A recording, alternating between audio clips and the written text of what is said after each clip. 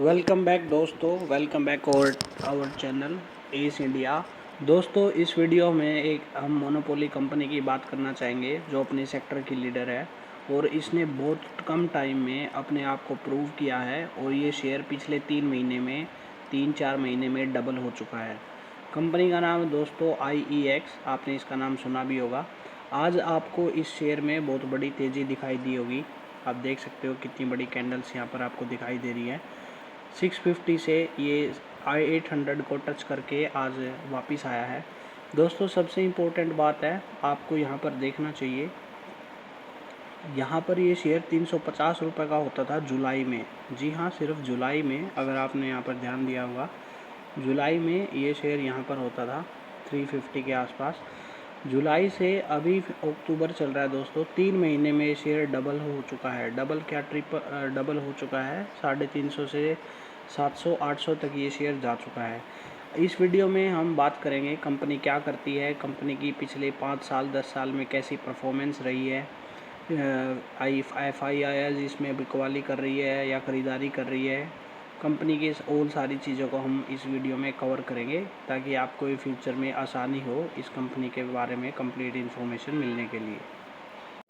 दोस्तों, आपको यहाँ पर साफ साफ दिखाई दे रहा होगा, ये इसका नाम है Indian energy exchange is a power exchange licensed by central electricity regulatory commission. आपको यहाँ पर दिखाई दे रहा होगा, यहाँ से ये इसको लाइसेंस प्रोवाइड हुआ है। मेन जो ये काम करती है, the main activity of the company is to provide an automated platform and infrastructure for carrying out trading in electricity unit for physical delivery in the electricity। तो ये जो मेन काम है दोस्तों ये करती है। और सबसे इम्पोर्टेंट बात आपको यहाँ पर देखनी चाहिए, is the first and the largest energy exchange in India providing A national wide automated trading platform. This is the first and the largest company है इन इंडिया में जो आपको प्रोवाइड करती है ऑटोमेटेड ट्रेडिंग प्लेटफॉर्म। दोस्तों, फ़िलहाल हम इसके मार्केट कैप की बात करें, मार्केट कैप आपको इसको भी ज़्यादा दिखाई नहीं देगा, तो मुझे लगता है आने वाले टाइम में ये यहाँ से भी बहुत बढ़िया मार्केट कैप ग्रो हो सकता है।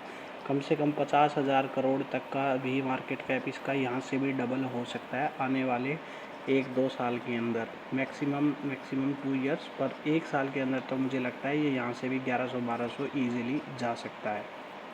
कंपनी फ़िलहाल अपने हाई पर काम कर रही है, 52 हाई वीक्स पर काम कर रही है। यहाँ पर आपको दिख रहा होगा करंट प्राइस इसका 780 है, इसने 799 का हाई बनाया है 182 का। वैल्यूएशन अभी तो थोड़ी इसकी ज़्यादा हो चुकी है, यहाँ पर पी रेशियो आपको थोड़ा हाई मिलेगा। सबसे इम्पोर्टेंट 2 चीज़ें होती है दोस्तों, ROECE, ROE, return of equity. अगर ये 25% से ज़्यादा होते हैं तो दोनों बढ़िया माने जाते हैं। मैंने काफ़ी वीडियो में बताया भी है। यहाँ पर आप देख सकते हो 50 से ज़्यादा है और एक 50 के आसपास है, जो कि बहुत बढ़िया है दोस्तों। बहुत बढ़िया चीज़, बड़ी बड़ी दिग्गज कंपनी भी इतना ROCE और रिटर्न ऑफ इक्विटी नहीं दे पाती, तो आपको एक नोट करना है। दोस्तों, फ़िलहाल आपको 5 चीज़ें यहाँ पर मैं बताना चाहूँगा। ये कंपनी डेट फ्री है, इसका गुड क्वार्टर एक्सेप्ट कर रहे हैं। पिछले लास्ट के 3 ईयर से रिटर्न ऑफ इक्विटी 46% की है, जो कि बहुत ज़्यादा है, मेंटेन कर रखी है इसने। कंपनी डिविडेंड पे करती है पिछले 3 साल काफ़ी टाइम से, healthy dividend pay out of 32%, 61। Company is a medium sales growth of 16% of last 10 years. Company की जो सेल्स है वो एक कंसिस्टेंसी से इंक्रीज़ हो रही है, जो कि बहुत बढ़िया बात है। एक ही आपको इसमें थोड़ा सा कॉन्स दिखाई देगा, कॉन्स मतलब बुरी बातें, कि कंपनी अपनी वैल्यू से 44 टाइम्स ज़्यादा है। दोस्तों, बढ़िया से बढ़िया कंपनी आप कोई भी उठा के देख लो, DMart, Relaxo, Titan, Berger paint, Pidilite, आपको उस पर प्राइस वैल्यू हमेशा ज़्यादा ही मिलेगा दोस्तों। तो आपको इस पर ज़्यादा ध्यान नहीं देना चाहिए, इसको आप इग्नोर करके भी चल सकते हैं।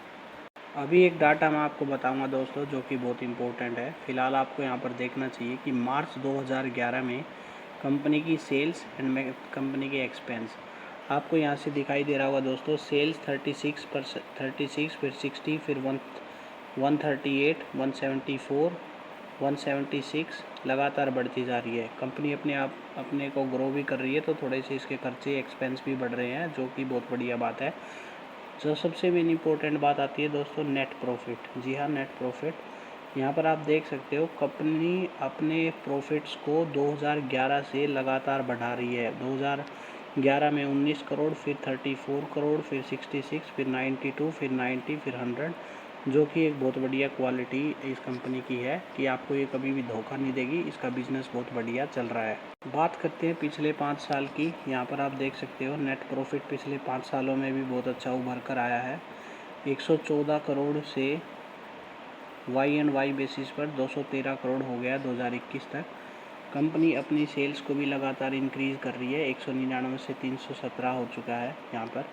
तो ये चीज़ें आपको नोट करनी चाहिए कि हर साल आपको एक भी डिप कंपनी के प्रॉफिट्स में नहीं दिखाई दी होगी पिछले 10 सालों में।